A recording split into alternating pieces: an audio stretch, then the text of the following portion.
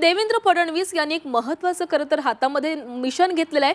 भ्रष्टाचार मुक्त कारभारासाठी मुख्यमंत्र्यांनी झिरो टॉलरन्स पॉलिसी आणलेली आहे। सचिव आणि ओएसडी नेमणुकीमध्ये दलालांना नो एंट्री असं मुख्यमंत्र्यांनी स्पष्ट केलेलं आहे। मंत्र्यांसाठीच्या सचिव आणि ओएसडी नेमणुकीबाबत मुख्यमंत्री फडणवीसांनी स्पष्ट भूमिका घेतली आहे। सादर केलेले नियुक्ती अर्ज मुख्यमंत्र्यांकडून मंजूर करण्यात आलेले आहेत, तर नेमलेल्या अधिकाऱ्यांवरही वॉच ठेवला जाणार आहे।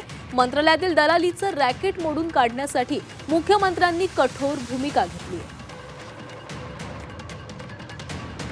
या संदर्भात अधिक माहिती घेणार आहोत। आमचे प्रतिनिधी ओम देशमुख आपल्यासोबत जोडले गेले आहेत। ओम, भ्रष्टाचार मुक्त कारभारासाठी आता मुख्यमंत्र्यांनी झिरो टॉलरन्स पॉलिसी आणलेली आहे, ही नेमकी पॉलिसी काय? प्राची, काल राज्य मंत्रिमंडळाची बैठक झाली। या बैठकीमध्ये शिवसेनेच्या काही मंत्र्यांनी सरकार येऊन 1.5 महिना लोटला तरी सुद्धा अद्याप आम्हाला सचिव आणि ओएसडींच्या नेमणुका करता येत नाहीत अशा प्रकारची तक्रार केली। यावर मुख्यमंत्र्यांनी उपस्थित असलेल्या अधिकाऱ्यांना बैठकीच्या बाहेर जायला सांगितलं आणि त्यानंतर स्पष्ट शब्दात मंत्र्यांची कानउघडणी केली की कुठल्याही प्रकारे भ्रष्टाचार किंवा दलालीचे आरोप असणाऱ्या व्यक्तींना मंत्रिमंडळातील कुठल्याही प्रकारामध्ये किंवा सचिव आणि ओएसडीच्या नेमणुकीमध्ये सहभागी करून घेतलं जाणार नाही।